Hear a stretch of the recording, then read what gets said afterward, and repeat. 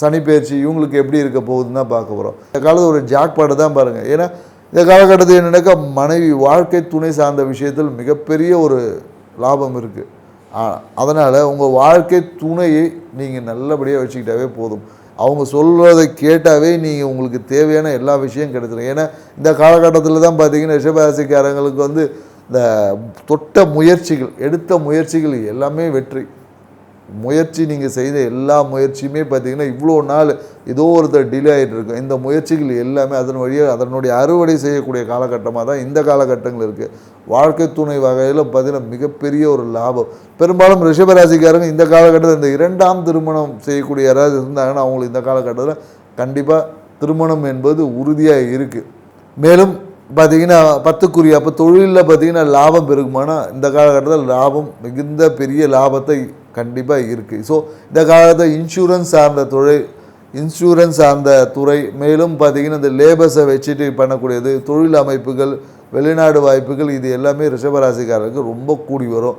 So மேலும் என்னென்னாக்கா இவங்களோட இந்த காலகட்டத்தில் ரிஷபராசிக்காரர்கள் எந்தெந்த விஷயங்களுக்கு கொஞ்சம் எச்சரிக்கையாக இருக்கணும்னா இவங்களுக்குள்ள ஒரு சோம்பல் தன்மை இருக்கும். ஏன்னா இந்த காலகட்டம் கொஞ்சம் சுறுசுறுப்பாக இருக்காது. அதனால் காலையில் எழுந்து கொஞ்சம் எக்ஸசைஸ் பண்ணுங்கள்.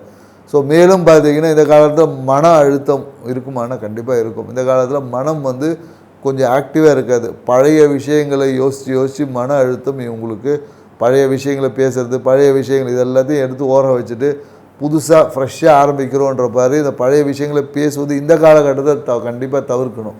ஸோ அதுக்கப்புறம் என்னென்னாக்கா இந்த தீராத பிரச்சனைகள் சொல்லப்போது என்னென்னாக்கா இந்த காலத்தில் இடுப்பு, இந்த முதுகுத்தண்டு பிரச்சனை, இல்லை என்னென்னாக்கா இந்த ஆசனவாய் பிரச்சனை, இந்த விஷயங்கள் எல்லாமே இந்த காலகட்டத்தில் ரிஷபராசிக்காரர்களுக்கு வருவதற்கு வாய்ப்புகள் அதிகமாக இருக்குது. ஏன்னா இந்த காலத்தில் இவங்க செய்ய வேண்டிய ஒரே ஒரு விஷயம்னாக்கா அந்த கழிவு நீக்க சிகிச்சைனா ஒன்றும் இல்லைங்க, இந்த பேதிக்கு மாத்திரை சாப்பிட்றது அவ்வளோதான். ஏன்னா சனி பகவானோடைய பாதிப்பு யார் யாருக்கெல்லாம் இருக்கோ, ரிஷபராசின்னு கிடையாது, யாரெல்லாம் இருக்கோ அவங்களாம் என்னென்னாக்கா ஒரு 6 மாதத்துக்கு ஒரு வாட்டி இந்த சுகபேதி மாத்திரை அந்த மாதிரி ஏதாவது ஒரு விஷயங்களை பேதிக்கு சாப்பிட்டிங்கனாவே உடல் வயிற்றில் இருக்க கழிவுகள் எல்லாமே சீராகிடும். அப்புறம் ஜீரணம் நல்லா ஆச்சுனாவே சனி பகவானோடைய விஷயங்கள் வேலையை நீங்கள் குறைக்கும் போது அப்போ சனி பகவான் உங்களுக்கு அள்ளி தரும். ஏன்னா சனி பகவான் என்பதே என்னென்னாக்கா அங்கே கழிவுகளை சுத்திகரிக்கக்கூடிய விஷயம், கழிவுகளை நீக்கக்கூடிய ப்ராசஸ் தான் அங்கே பண்ணிகிட்டு இருப்பார். ஏன்னா நீங்களே கழிவை நீக்கிட்டீங்கன்னா அப்புறம் வேலை மிச்சம், அவர் நல்லதை மட்டும் கொடுத்துருவார். ஸோ அதனால் சனி பகவானுடைய வேலையை நீங்கள் குறைத்தீர்கள் என்றால் உங்களுக்கு அவர் அதே விஷயம் சனி கொடுத்தா